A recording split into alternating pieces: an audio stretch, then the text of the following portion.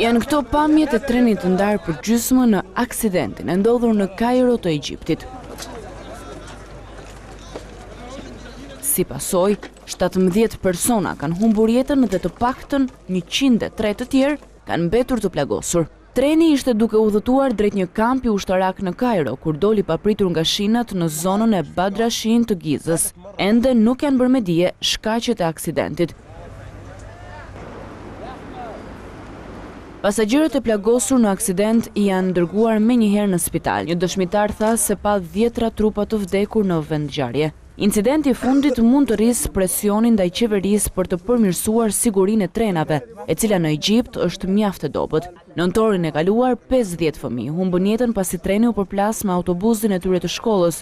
4 vite më parë, 18 persona u vranë dhe rreth 12 të tjerë u plagosën pas një përplasje mes 2 trenave pasagjerësh, sërish në zonën e Gizas.